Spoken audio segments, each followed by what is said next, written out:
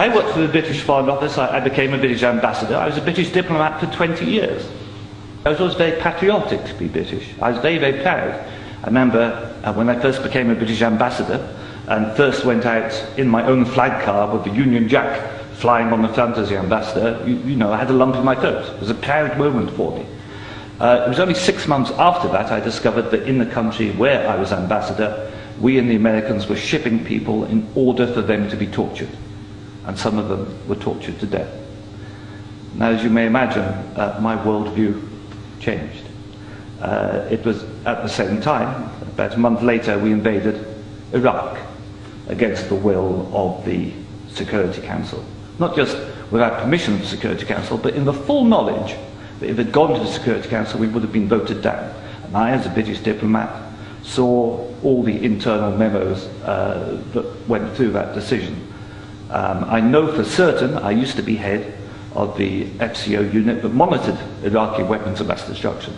I know for certain, I can tell you, that they knew there weren't any. It wasn't a mistake, it was a lie.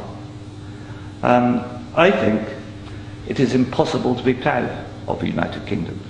I think when we invaded Iraq, we did to the United Nations what Hitler and Mussolini did to the League of Nations.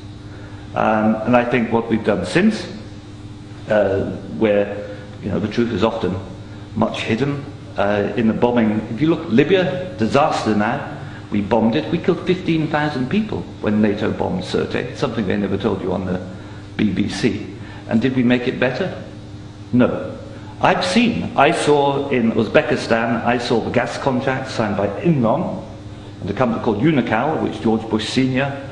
was on the board, to dig out gas pipelines from Uzbekistan and Kazakhstan over Afghanistan down to the Indian Ocean. That was actually what the Afghan war was about. They'd actually had talks with the Taliban and Unocal to see if the Taliban would provide pipeline security.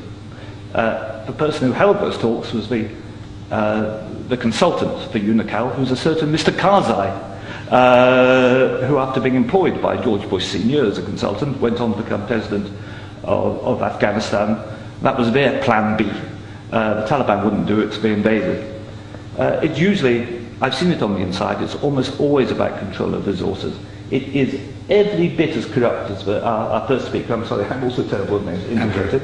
You are absolutely right, Andrew. And I can tell you it's not an academic construct. The system stinks.